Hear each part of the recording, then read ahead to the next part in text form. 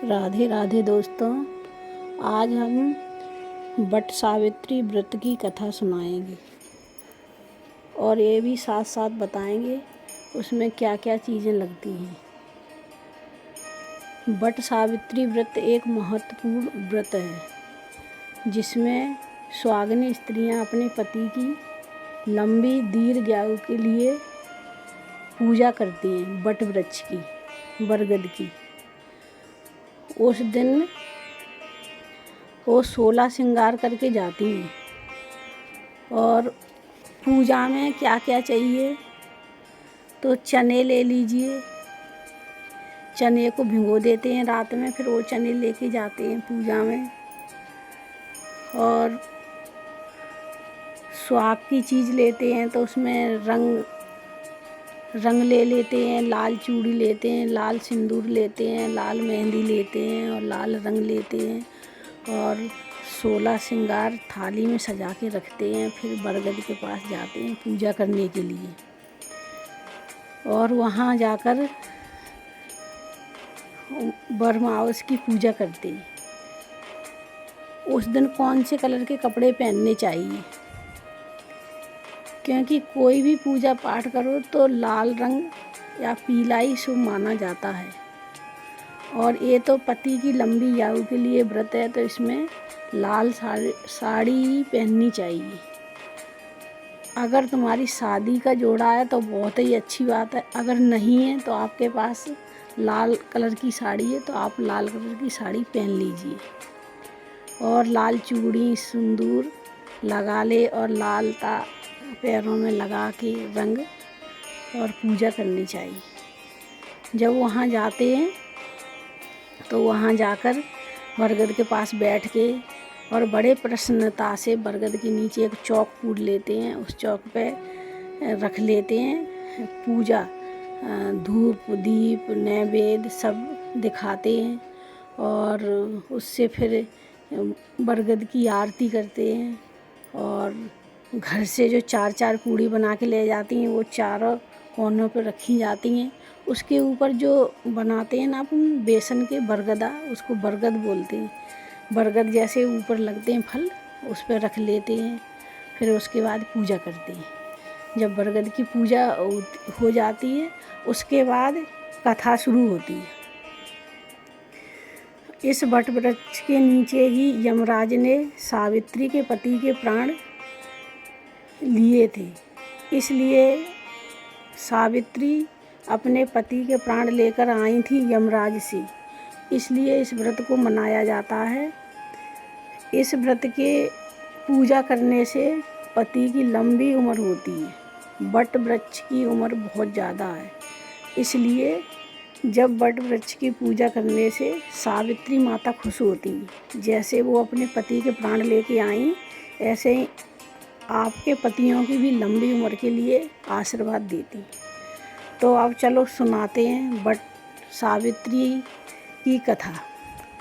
सावित्री बरगद के पेड़ के नीचे भजन कर रही थी। ऊपर उनके पति बैठे लकड़ी काट रहे हैं और उनके पति की आयु पूरी हो गई। यमराज आए तो यमराज ने उनके प्राण जैसे ही खींचे सो पति सावित्री के पास आए और बोले, प्रिय मेरे सर में बहुत दर्द हो रहा है।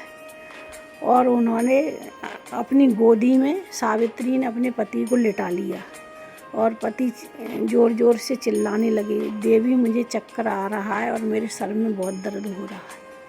अब सावित्री समझ गई कि आज का ही दिन शेष है। यमराज ने उनके प्राण खींच लिए और जब प्राण लेके जाने लगे तो सावित्री यमराज के पीछे पीछे जाने लगी।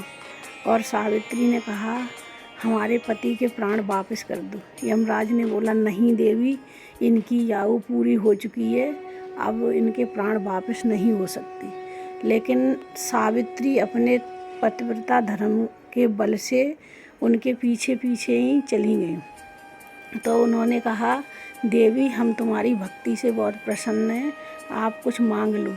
सावित्री बोली, मुझे क्या चाहिए? जब मेरे पति ले जाएंगे तो मुझे और कुछ नहीं चाहिए, मेरे पति वापस कर दो। यमराज बोले, फिर भी हम आपको कुछ देना चाहते हैं। तो उन्होंने कहा, तुम्हारे सास ससुर अंधे हैं, हम उन्हें आँखें देते हैं। तो यमराज ने उनके सास ससुर की आंखें वापस कर दी। अब वो सास ससुर देखने लगी और सावित्री से कहा, अब जाओ बेटी, अपने सास ससुर की सेवा करो। और उनके प्राण लेके चल दिए यमराज। यमराज जब उनके प्राण लेके चले तो सावित्री फिर पीछे पीछे चली और यम का वो यज्ञिनी प्रवेश कर गई। जब यमपुरी में जाते हैं तब एक यज्ञिनी की नदी मिलती है, तो उसको देख के यमराज बोले, आप यहाँ भी आ गई? तो बोला, हाँ प्रभु, मुझे मेरे पति चाहिए। तो बोला, पति नहीं मिल सकते। बोले, नहीं, मुझे चाहिए पति। तो बोले, हम तुम्हारी भक्ति से प्रसन्न हैं, हम एक वरदान और देंगे तुम्हें, मांग लो। तो बोली, नहीं, मुझे नहीं चाहिए कुछ, मुझे सिर्फ पति चाहिए। तो यमराज बोले, फिर भी मैं तुम्हें देना चाहता हूँ।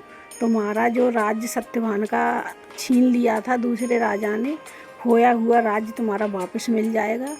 अब तुम जाओ, अपने सास ससुर के साथ राज्य में सहायता करो। तो उन्होंने कही, नहीं, मुझे तो मेरे पति चाहिए, मुझे राज्य का क्या करूं। लेकिन वो प्राण लेके चल दिए। जब यमराज प्राण लेके आगे बढ़े तो बोले, अब नहीं आप आ सकती, यहाँ यमलोक में कोई भी जीवित प्राणी प्रवेश नहीं करता है।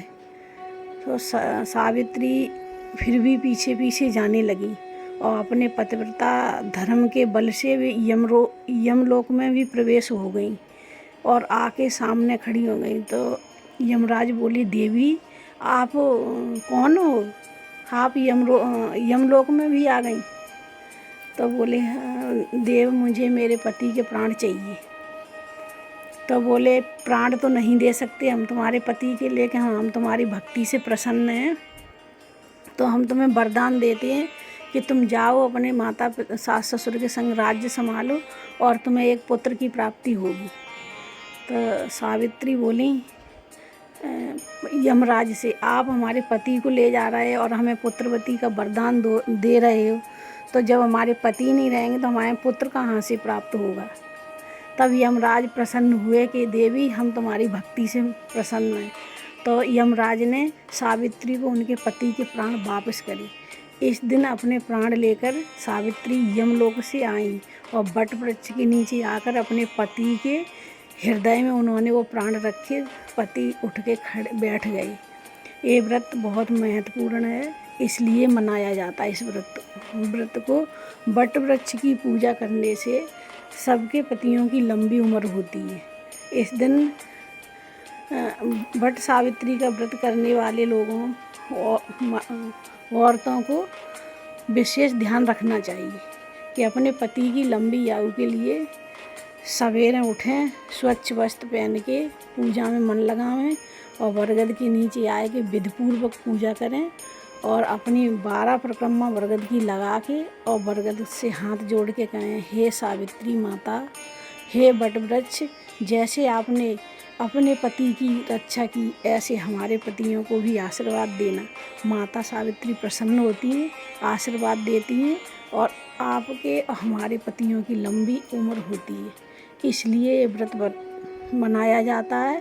अब की बार 19 मई 2023 को है ये व्रत। तो देख लो दोस्तों, आप इस व्रत को ज़रूर करना। धन्यवाद।